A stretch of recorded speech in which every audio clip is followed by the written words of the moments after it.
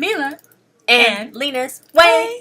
Hey y'all, what's up? It's me, Lina. I'm back with episode 2 of World of Dance. Guys, Mila's not here because she didn't watch the rest of the episode, and I was waiting for her to watch it, but then like this video got really overdue, but I still kind of wanted to put it out there and tell y'all what I thought about it, because these contestants on here was really good, and I don't want to be like confused when we get to the actual rounds and be like, wait, did I talk about them?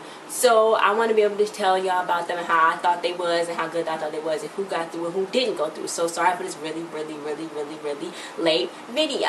So the first contestants was these kids from the lab. They from California. They called the lab. They in the juniors category.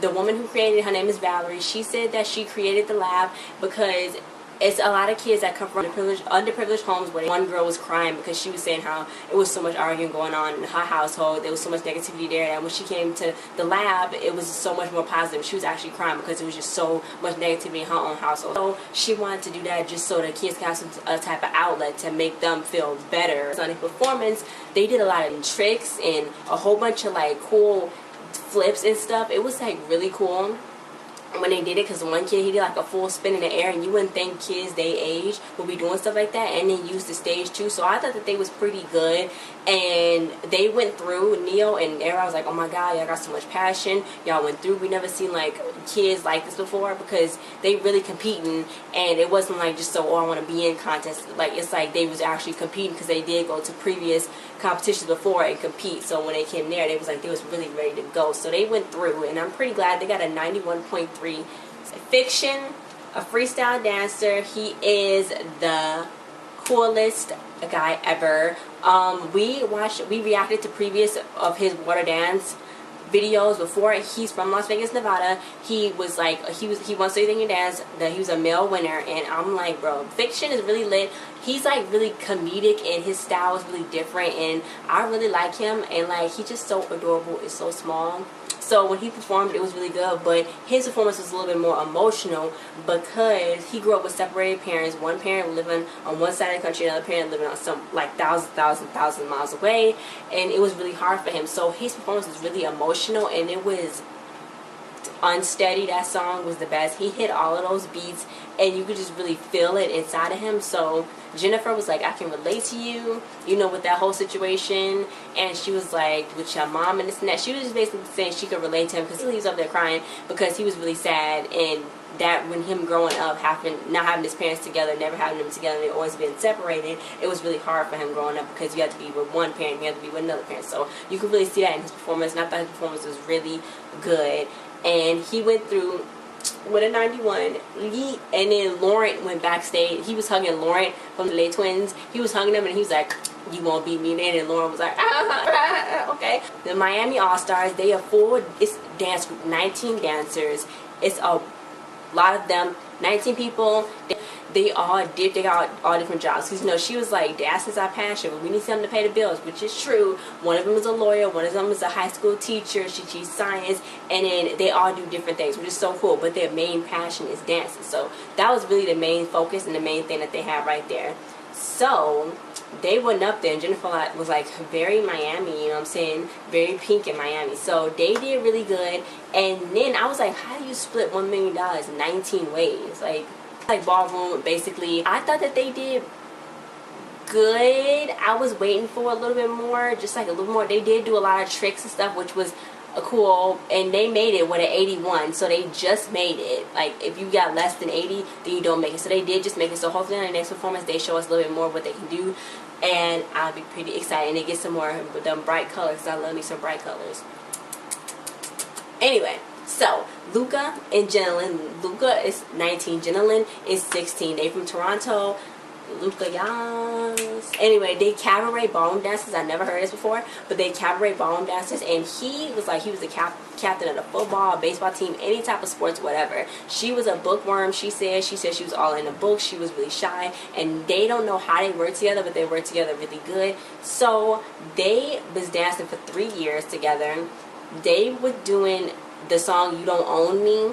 You don't own me. First of all, those freaking tricks. Her extension, those tricks, his strength. I was hoping a little bit more dancing from him, and Jennifer was like, well, the song is You Don't Own Me, and it kind of felt like he kind of did own you, girl, like, because he was like, oh, because he had his own little solo. I was kind of hoping for a little bit more dancing for him, because he was kind of just like picking her up and spinning her around, which was really cool too. Like, I don't know how he had that strength or how she had that strength to keep flipping and breaking her legs, but that was amazing. I'm glad that they went through, because they had an 86 there, because like you needed more sharp points, just a little bit more of some more sharp points, which they could work on. But other than that, that performance was like A1. I feel like they kind of should have got a little bit higher than an 86, because that was like some hard stuff to do, like right there. So I'm just like, okay. Kaylee and Brandon, it was these two, this couple duo. They wasn't a couple, but it was a duo. They was performing, but they did not get through. They only showed a little bit. They looked like they was contemporary dancers, but they lacked partnership, the judges thought, so they didn't really get through. And Jennifer was like, just a little bit more, we need it, but y'all really didn't have it there, so they did not make it through, and it wasn't $1 million, and Neo said. Then this group called Fuse, they didn't make it through either. Then these two boys, JJ and Joey, they was from Rhode Island. They needed a competition winning routine, but they needed more cleanliness, and it needs to be one mind, one body, and it wasn't for them. The Neo thought, so they only got 78, so they didn't go through either. Then it was these guys, and their name was Quickstyle. It was from Norway, and it was one guy, and the other two guys that was in the group, they was brothers, and they was also twins, so that was really cool. They was from Norway, and they actually won Norwegian Got Talent. They was like, our musical dance is kind of different, which is really cool. They like really quick. That's why they call it quick style. But they really don't know nothing about like other countries or America, because they was like in a little circle, and they was like, this is our circle, and this is everybody else, because we like to fish in this big old pond.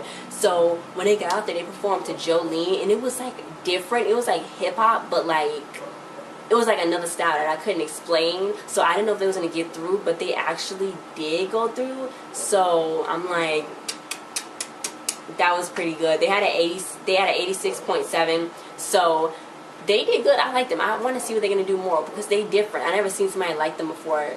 And you would think they were just dancing, but the way it was moving too, it was fluid, but also like structured too at the same time. So I think that they cool, and they looked cool. So that was pretty lit. Nick Daniels, he was the last contestant of the night. Nick Daniels from Miami, Florida. He's a contemporary dancer. He tried all sports, but nothing really worked out. He said his mom owned a dance studio, and his dad would take him to all of his recitals. He would be there. He'd be the last one cheering. He could fall asleep through everybody else's recital, but when it came to his son's recital, he was going to watch, and he was going to be there for him.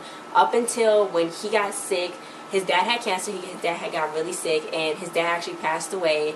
When Nick and his mom went to a concert, they got the call that his dad was in the hospital and he had passed away, and she never got to say goodbye. He never got to say goodbye. So that really messed Nick up, he said, and he just wanted to live on and make sure that he know that his dad is proud of him. You know what I'm saying? When he did that dance, that was lit. It was the best thing ever. I feel like that dance was just, it was really good. It was really emotional too, but it was like, it was happy. It wasn't like he was sad. It was like he was happy, and he was like letting it go, and it was like really good. And it was like the parts where he was just like going crazy. It was like a really good performance. His extension was really good, and I just thought the whole thing was like lit, to be honest with you. And he honestly, he went through, I wish he would have went through with like a higher number than 87. I wish it would have been like a 95 or something. I mean, it was really good. Like, it was really good. He did flips into like that sit down. I guess I call them suicides. Maybe I'm not correct, but I think it's called suicides.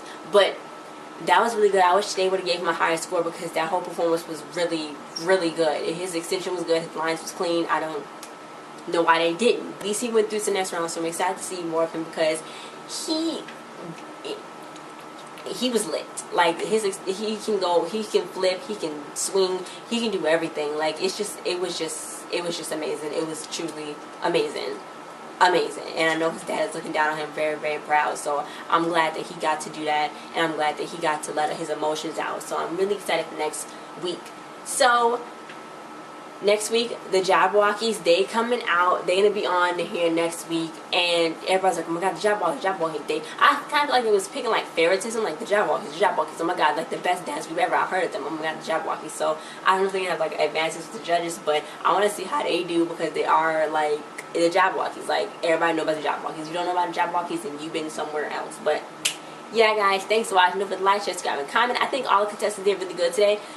Not today, on this episode, I think they all did really good because this is World of Dance, so all of the best dances are going to come out, and you're not going to see any bad dances because this is World of Dance, and I know to get into this contest, you have to pass some qualification, and I'm just excited to see when everybody advances on to the next round, when they actually getting, like, they scores and stuff, and maybe we can vote and stuff like that. So, yeah. Thanks for watching, guys. Don't forget to like, share, subscribe, and comment. Don't forget to follow me on my social media, and I'll see you guys next time. Bye.